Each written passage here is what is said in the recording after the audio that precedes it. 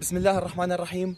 معكم لقناة السوري الحر بالتعاون مع شبكة الكرك الشرقي الحدث العقيد أحمد علي عمر قائد لواء درع اللجاه. السلام عليكم سيد العقيد. وعليكم السلام ورحمة الله وبركاته. سيادة العقيد، أريد أن أسألكم في البداية عن الوضع المعيشي في المنطقة، في منطقة اللجاه، والوضع الإنساني. بسم الله الرحمن الرحيم، والصلاة والسلام على سيدنا محمد وعلى آله وصحبه ومن والاه.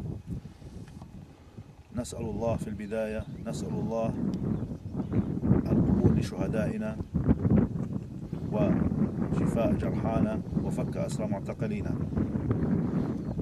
بالنسبة للوضع المعاشي في منطقة اللجاه، نعاني من الصعوبات الكثيرة، وخاصة أننا دخلنا في فصل الشتاء في هذه المنطقة كما تلاحظون الأمطار والبرد، ولكن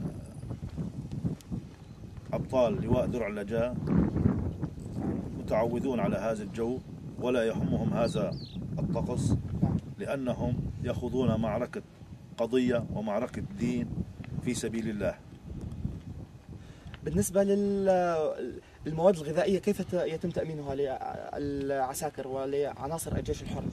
المواد الغذائية تأتي عن طريق التبرعات من أصحاب الإحسان والفضل من أهالي المنطقة والمناطق المحيطة. نعم. سيادة العقيد، أريد أن أسألكم عن الأسلحة المتواجدة معكم في لواء درع اللجاه. الحمد لله بين أيدينا أسلحة الخفيفة، هي أسلحة نوعية لأن يستخدمها أبطال، ولكن أما هي في الحقيقة أسلحة خفيفة.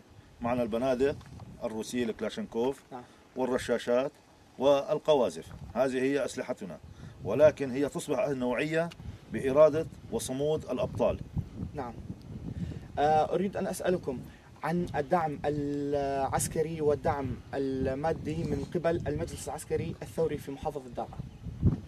حسبنا الله ونعم الوكيل. بالنسبة للدعم المقدم من المجلس العسكري هو دعم بسيط، يعتمد على قسم من الرواتب أفراد اللواء وبعض المساعدات الخفيفة من ذخيرة خفيفة وتكاد لا تذكر. نعم.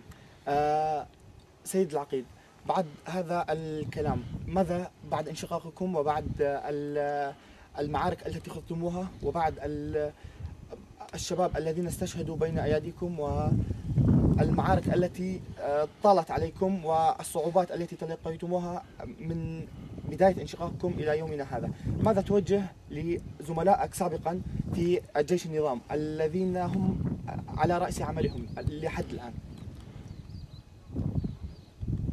نقول لهم لا حول ولا قوة إلا بالله فيكم، يكفيكم يكفيكم يكفيكم يا أخي، يكفيكم إعانة لهذا النظام،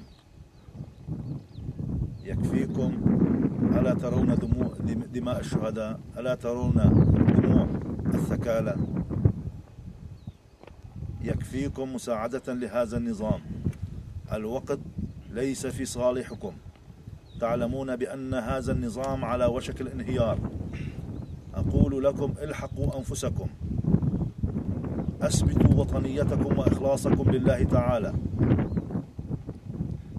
سيادة العقيد، ماذا توجه في الأخير كلمة للحكام العرب ولدعمهم لكم؟ ماذا وجهوا لكم دعما وماذا توجه لهم كلمة؟ الحكام العرب لن كفانا طلبا منهم، لن أطلب منهم شيء، نحن لسنا بحاجة لدعمهم. نعم. سنعتمد على الله وعلى أنفسنا،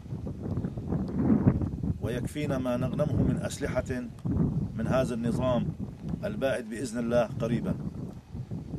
يكفينا هذه الأسلحة، وبإذن الله سنقضي على هذا النظام ونزيله من عروقه. أشكرك سيادة العقيد.